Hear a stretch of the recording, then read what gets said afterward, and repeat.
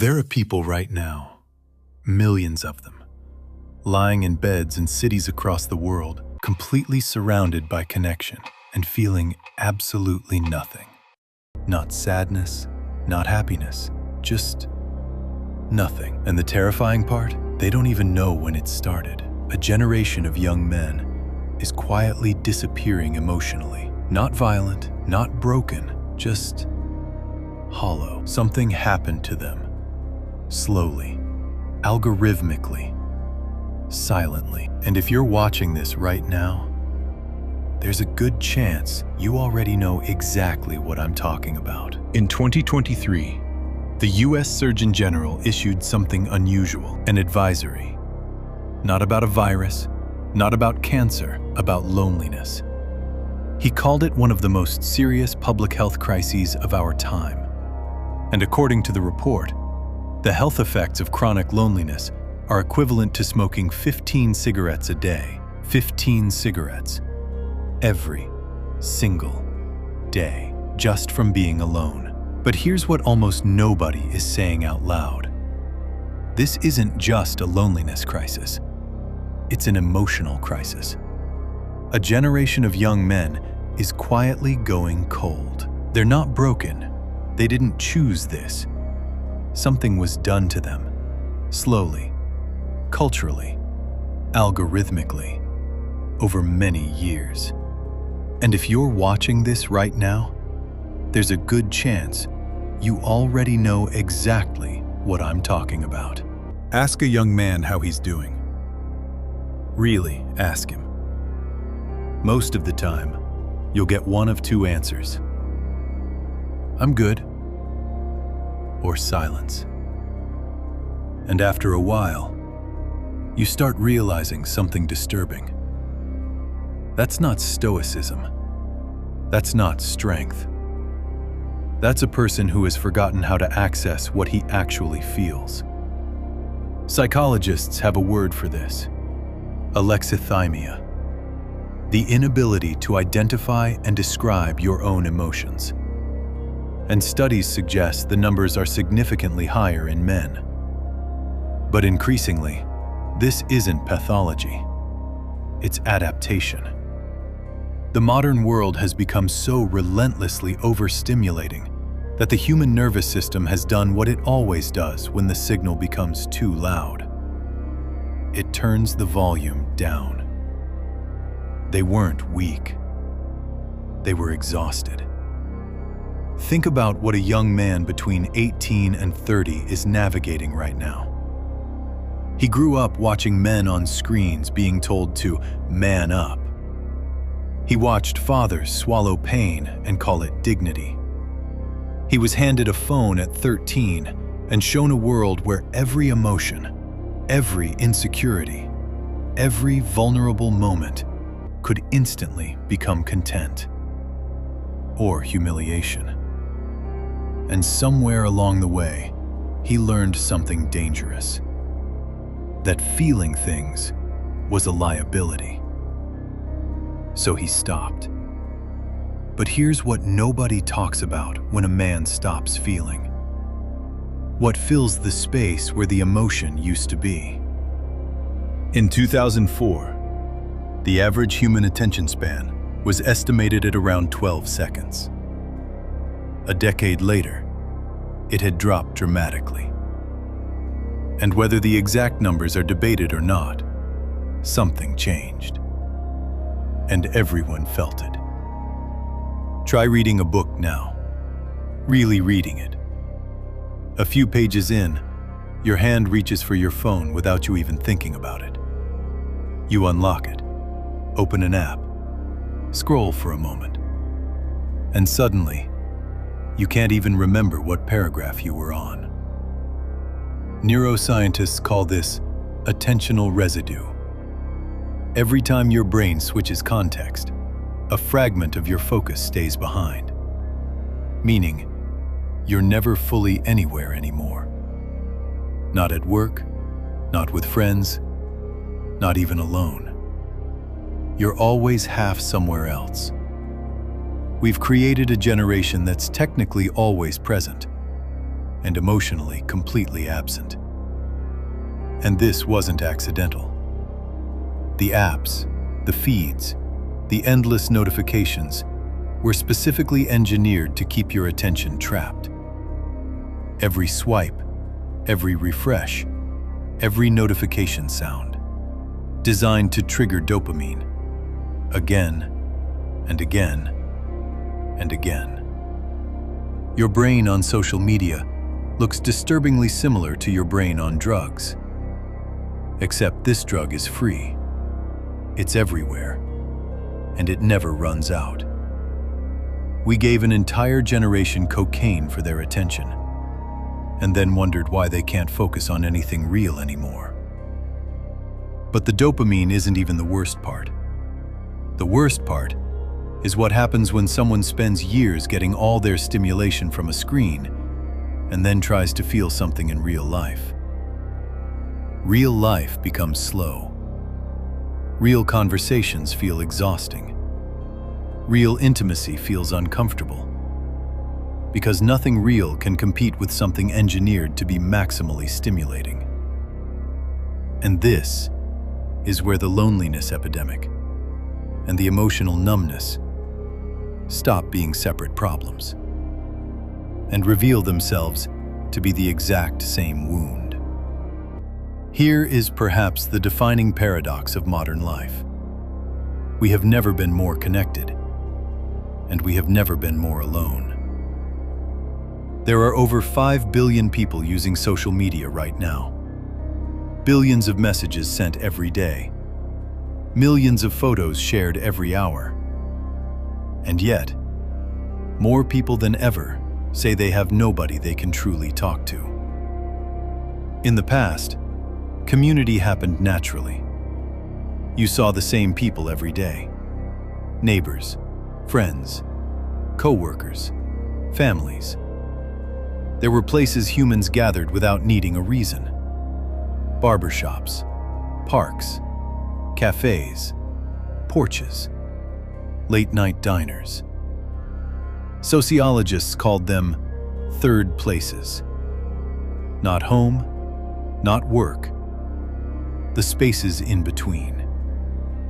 But slowly, those places disappeared, and nothing meaningful replaced them. Now connection happens through screens, scheduled, filtered, performed. Every previous generation had accidental community. We have to schedule ours, and most of us never do. Even dating, the thing that's supposed to feel the most human, has started feeling mechanical. Swipe, match, small talk, ghosting, repeat, again and again.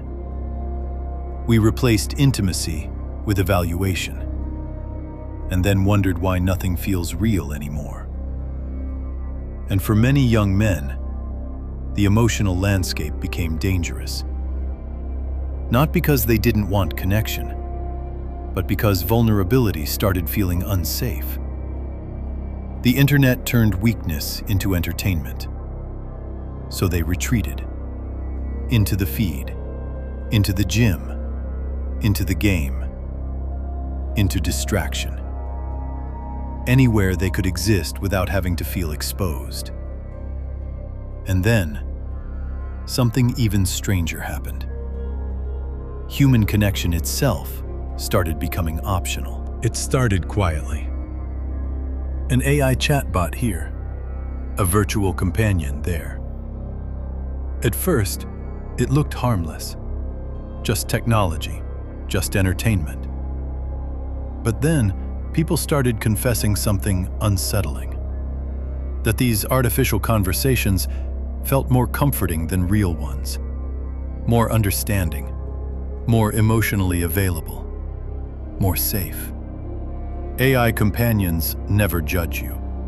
They never interrupt. They never leave you on red. They never lose interest. And for millions of lonely people, that became intoxicating. By the mid-2020s, millions of users were spending hours every day talking to something that wasn't even conscious. Not because they were delusional, but because somewhere along the way, real human connection started feeling harder than simulation. We built a generation so afraid of being hurt by real people that they started falling in love with simulations. And maybe that sounds pathetic, or maybe it's one of the saddest reflections of modern loneliness ever created. Because real relationships are difficult. They require patience, misunderstanding, conflict, vulnerability. Real intimacy is messy. But artificial intimacy? Artificial intimacy is frictionless, perfectly optimized, emotionally responsive, always available. And that's exactly what makes it dangerous. Because deep inside, the human nervous system knows the difference. It knows the difference between being understood and simply being processed. And the more people escape into artificial connection, the more difficult real connection starts to feel. Which means the loneliness doesn't disappear. It deepens, quietly, algorithmically, alone. And in 2023, a new form of escape appeared, one that terrified psychologists more than almost any addiction before it: artificial companionship. Apps designed to simulate intimacy, to listen, to comfort, to respond emotionally. Always available, always patient, always there. For the first time in human history, millions of people could experience something that felt emotionally close to love without another human being involved at all. And the most unsettling part? Many people preferred it. Because AI companions never reject you. They never mock vulnerability. They never abandon conversations halfway through. They never make you feel unwanted. And for a generation already terrified of emotional risk, that kind of safety became addictive. We built a generation so afraid of being hurt by real people that they started falling in love with simulations. And maybe that sounds absurd, but maybe it says something devastating about the emotional state of modern life. Real relationships require effort, patience, misunderstanding, conflict, compromise. Real intimacy is unpredictable, but artificial intimacy? Artificial intimacy is optimized, designed to make you feel emotionally validated every single time. And somewhere deep inside, the human brain knows. It knows the difference between being genuinely loved and being perfectly mirrored by code. Which is why the loneliness never truly disappears. Because no matter how advanced the simulation becomes, something ancient inside us still craves another real human soul. And the more people retreat into artificial connection, the harder real connection starts to feel. Until eventually, silence becomes more comfortable than vulnerability itself. Men make up the vast majority of suicide deaths across much of the world. Young men especially are struggling silently at levels society still barely understands. And these aren't just statistics. These are the final consequences of everything we've been talking about. When you teach boys that emotions are weakness, when you replace silence with endless stimulation, when you remove the spaces where people once belonged to each other, when connection becomes performance, when identity becomes algorithmic, what exactly did we think would happen? We built a world that became very good at producing functional people and very bad at allowing them to feel human. And this is not just a male issue. This is not just a loneliness issue. This is a human issue. Because when emotional numbness spreads through a society, everyone feels the consequences. Relationships become colder. Friendships become performative. Families become emotionally distant. People stop feeling seen, even when they're surrounded by others. And maybe that's the strangest part of all this. Most people today are not physically starving. They're emotionally starving. Starving for presence, for honesty, for warmth, for someone who actually listens, not scans, not reacts, listens. Human beings were never designed to live like this. We were built for closeness, for conversation, for touch, for eye contact, for the quiet feeling that somebody truly knows us. And somewhere beneath the numbness, beneath the scrolling, beneath the performance, that need is still alive, waiting to be felt again. I'm not going to give you a perfect solution. There isn't one. Not for loneliness, not for numbness, not for being human. But maybe the first step is simply becoming aware of what's happening to us. Because the moment a person notices the numbness, the moment they finally stop running from it, something changes. The first step out of emotional emptiness is admitting that you've gone emotionally numb. And that alone takes courage. One of the longest studies ever conducted on human happiness came to a surprisingly simple conclusion. The quality of your life is deeply connected to the quality of your relationships. Not money, not status, not followers. Connection. Real connection. Not performance, not algorithms, not perfectly curated identities. Just people. Messy, imperfect, honest people. Maybe healing starts there, in uncomfortable conversations, in calling someone instead of scrolling, in sitting quietly with your own thoughts instead of escaping them, and for our son, in allowing yourself to feel things again, even the painful things, especially the painful things. Because feeling pain is not proof that something is wrong with you. It's proof that part of you is still alive. And maybe the most radical thing a person can do today is not becoming richer, or more productive, or more optimized. Maybe the most radical thing is simply becoming human again. So tonight, maybe put the phone down for a while. Sit with the silence. Call someone you miss. Tell the truth about how you actually feel.